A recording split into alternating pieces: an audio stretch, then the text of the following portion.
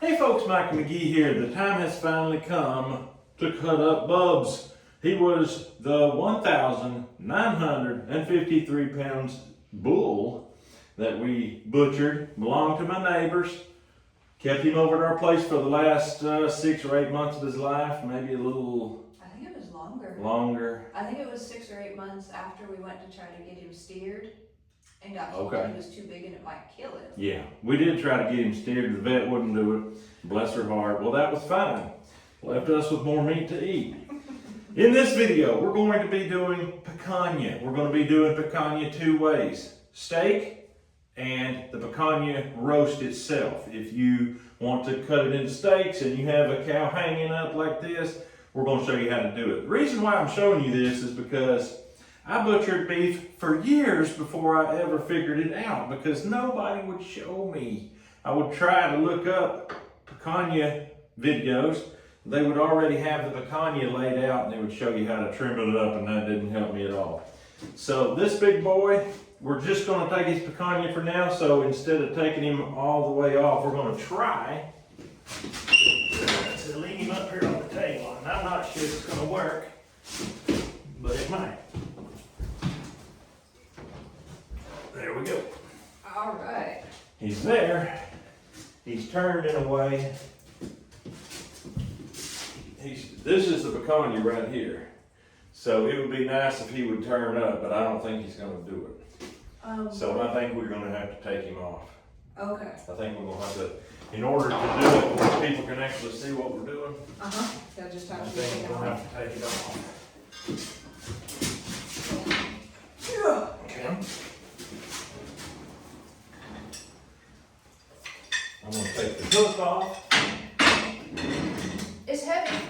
It's heavy. Heavy, heavy. All right. I think we need to slide him a little bit that way and then flip him up. Yep. Will they flip up? Oh yeah.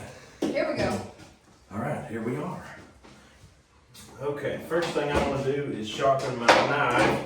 I'm going to take a 6-inch Victorinox. I'm going to take the Warthog knife sharpener, and I'm just going to pull it through there about 6 or 8 times. And then I'm going to wipe it off to get the metal shavings off, and we're going to have us a very, very sharp knife here. Your picanha sits basically right here. The easiest way to find it or get it is to just start cutting steaks out of it. Just anywhere in the picanha if you're going to be doing steaks. If you're not doing steaks and you're doing a roast, you want to start in around the edge and work your way under it.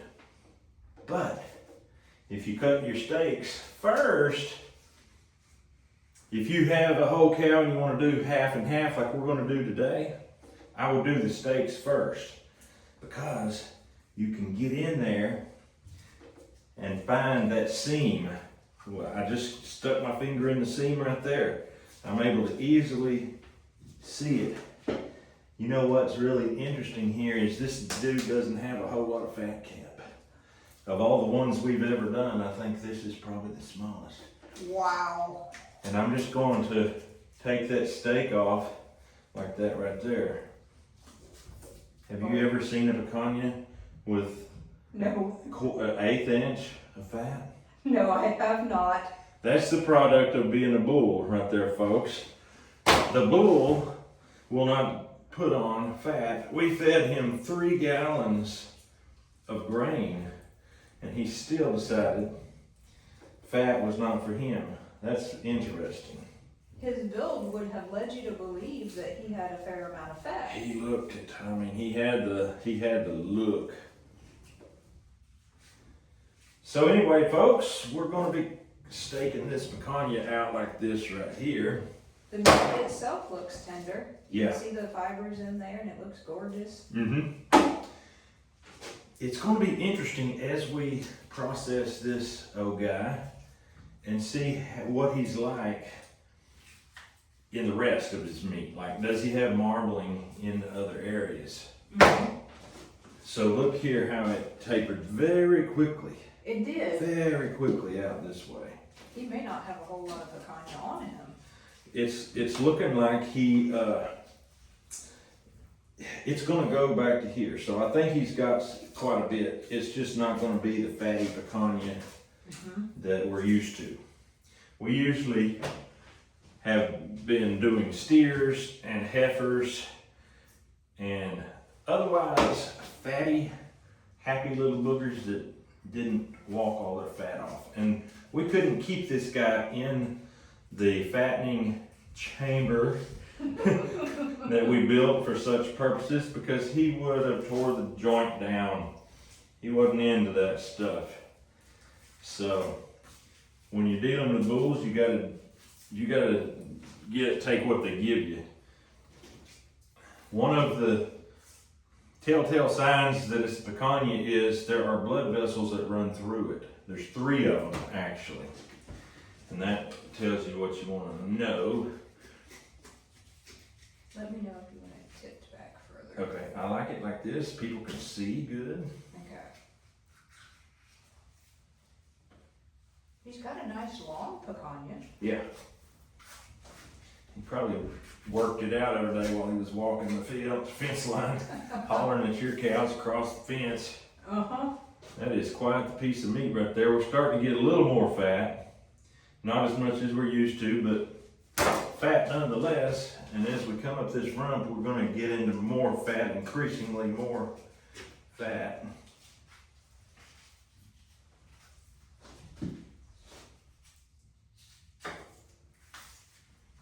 See how it just almost peels out? Yeah, that part is nice. Yeah, that's the muscle separation that you want to see. That is quite the muscle right there.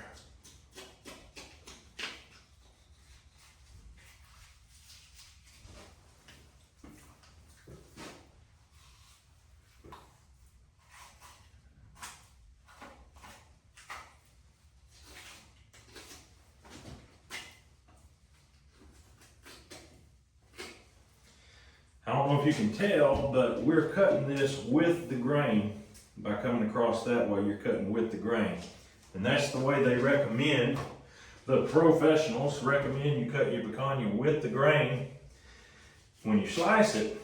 But then after you cook it and you eat it, that's when you cut it against the grain. Then you eat it.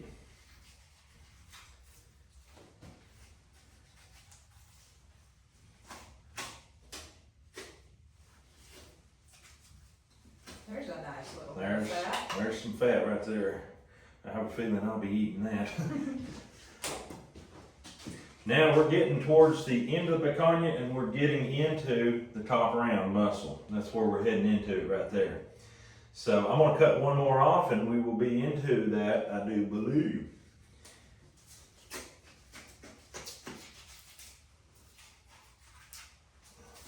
The picanha basically turns into top round. It's really strange that picanha would be such a tender, high quality cut of meat and the top round not so much. But that's the way it goes. All right, we're gonna hang this one back up and get this next one and cut us out the picanha roast. This is gonna be fun, I got a feeling. Oh yeah. This is the part everybody wants to watch.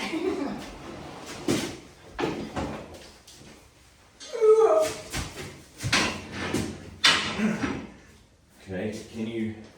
There you go. Okay.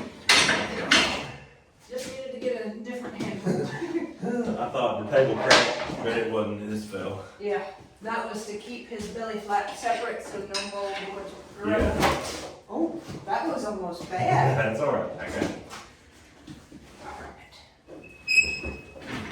And that right there is how you get your meat when you don't have all the exact equipment, but we're close enough. I'm gonna throw these picanha steaks in here. Swap totes.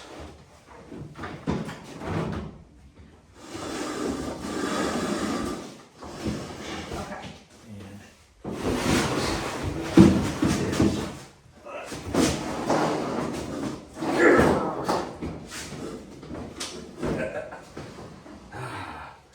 much fun. Now we can slide this under here, see? Oh yeah, yeah, I like that. Let me see if I can finagle this. I got it. All right. Whee, that's the part. We want to take that in that way this time, I think. Okay.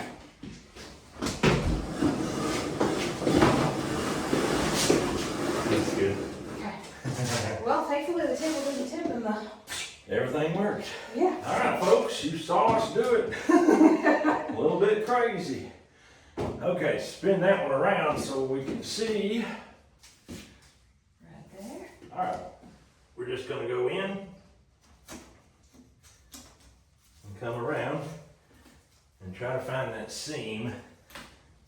All right, so we took off a slice of fat there so we could see and we could get in to where that separation is. And here it is. You can take your fingers and run in there and feel it plain as day. Should I bring the phone over for you right now? I don't know.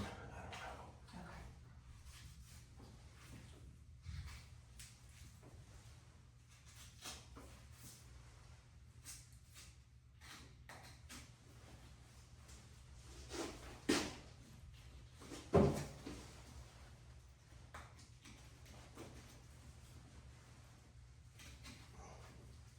It smells good. Yeah, it's got that good beef smell to it. I'm just gonna cut down and terminate it straight down like this. And it'll pull. Oh yeah.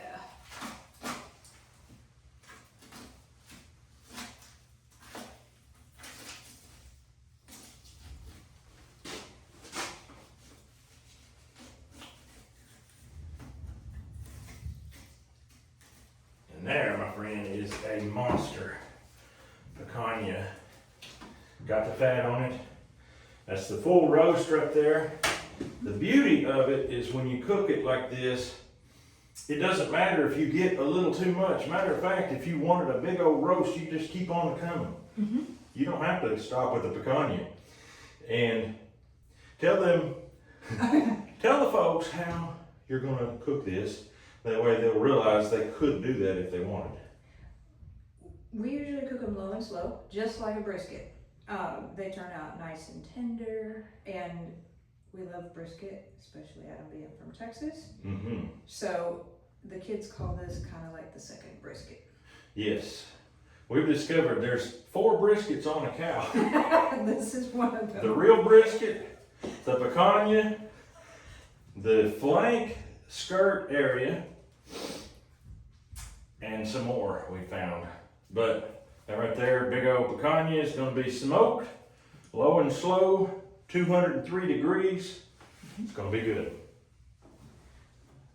All right, so this is just a quick video showing you how to get the picanha. This right here is where it lies. So when he's standing up, it's on the very top of the back, right in front of his tail, right there. That's exactly what I wished I could have found and known. Had to somehow figure it out little by little. If you want the roast, there you go. If you want the steaks, you can get about that much. If it's a big old bull. But anyway, hope you enjoyed the video. Hope this helps you if you're going through this process trying to find it out. But that's all we got for you today. Hope you have a great day. We'll see you on the next video.